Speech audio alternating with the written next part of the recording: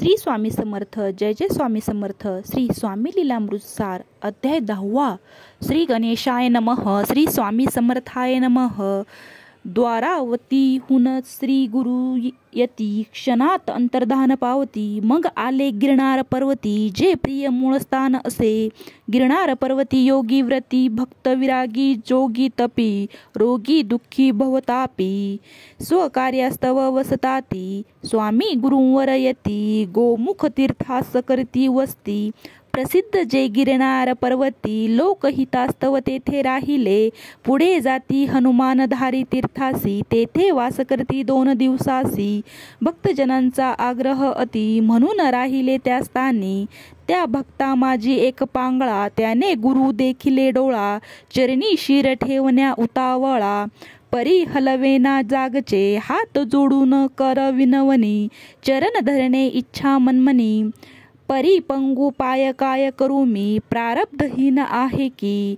ऐकून त्यांची दीनवाणी, योगीराज द्रवले मनी. म्हणती त्यास यावे डोळे झाकोनी, निर्भय होऊनी उठवावे.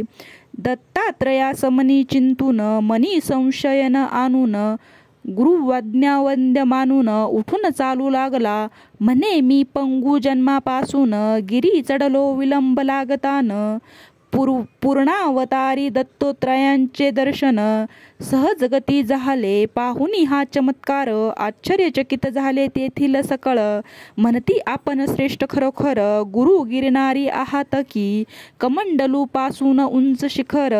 तेथे वसती यतीश्वर, अदृश्य रूपे करती विहार. म्हणून न दिसती कोणासी, गोमुख तीर्थाहुनी अंबिका स्थानी. पातले गुरुवर एका क्षणी, अंबिका बोले त्या हास्यवदनी. आपण कोठे गेला होता, यती म्हणे तीर्थयात्रेते. संचारिता आलो दर्शनाते, अंबाजीच्या करुण दर्शनाते. कमंडलू तीर्थी पोहोचले, या तीर्थी भेटती त्यास. रामदास सेवादास कृष्णदास, उपदेश करती तयांस. श्री स्वामी समर्थयती, म्हणती सोडून मनीचे विकल्प.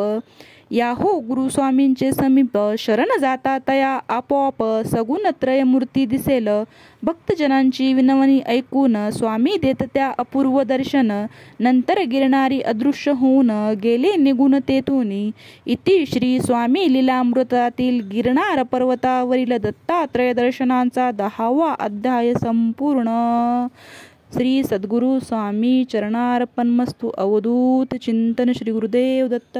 श्री स्वामी समर्थ. श्री स्वामी समर्थ. श्री स्वामी समर्थ.